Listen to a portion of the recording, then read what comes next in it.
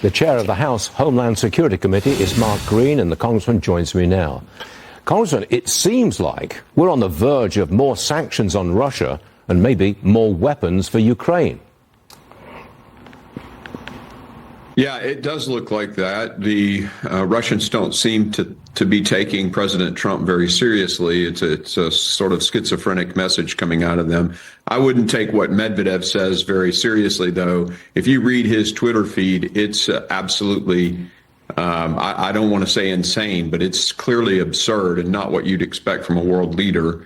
I think we really need to just listen to Trump, Putin, the Kremlin, and RNSC folks. That's the folks we need to be listening to. But it also seems like President Trump is about to wash his hands of this. He's going nowhere. He seems to be giving the problem to the Europeans. Well, he clearly wants the Europeans to step up. He's wanted that since his first term. And so he's very consistent on that regard. But the sanctions are a legitimate threat. And what Congress is doing, this proposal about a tariff on the secondary folks, the folks buying Russian oil, et cetera, is a legitimate action to take to try to get this thing to peace negotiations. And that's what the president wants. The president wants the war over. So those talk of sanctions are shots over the bow, so to speak, verbal shots over the bow that hopefully bring the rational minds in Russia to the table. Congressman, Lockheed Martin's the chief executive of that company. He says this Golden Dome can protect America from hypersonic missiles. Listen to this, please.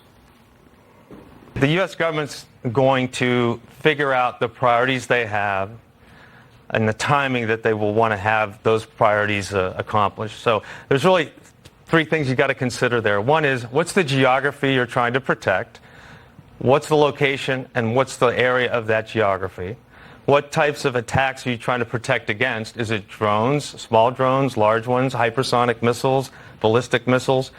And industry's role in all of this is to take that government priority list and provide information on the technical and industrial feasibility and the cost of actually rolling that out. I've said it before and I'll say it again. This reminds me of Ronald Reagan's Star Wars. President Trump told Canada the Golden Dome will cost $61 billion, but it could cost zero if they became the 51st state. Okay, Congressman, if the Golden Dome covers America and Canada, you've got to have a very high degree of cooperation between Canada and the United States.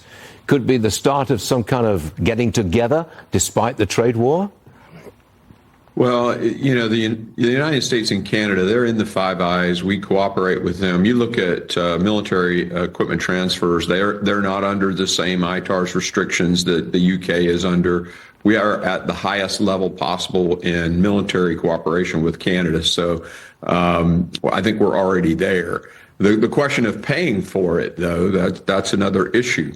And I think that's what the president was getting at. If they were the 51st state, it would all be just fine.